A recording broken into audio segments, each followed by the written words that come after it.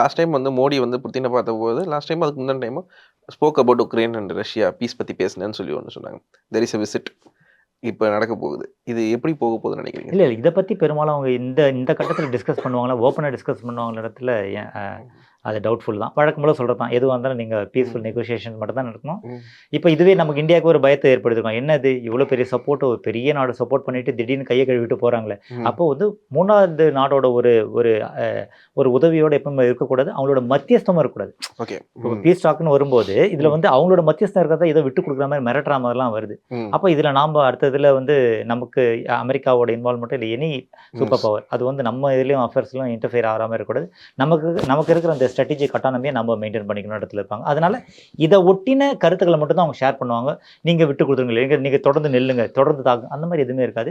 பீஸ்ஃபுல்லா நீங்க இது பண்ணிக்கங்க, இதை ரிசால்வ் பண்ணிக்கங்க, உங்களுக்குள்ளார நீங்க முடிச்சு வச்சுங்க. அதுக்கு இந்தியா என்ன உதவி செய்யணும் அதெல்லாம் நாங்க செய்வோம். ஹியூமானிட்டேரியன் கிரைசிஸ் எது நாங்க வருதுன்னா அதுக்கும் இந்தியா முன்னால போய் நாங்க நிற்போம். அதெல்லாம் நம்ம சொல்லுவோம். Okay, okay. சரி, இது எப்படி இருந்தாலும் இன்னும் நீளும் தான் நினைக்கிறேன். இது வந்து நாளைக்கு ஒரு டெட்லைன் இருக்கு.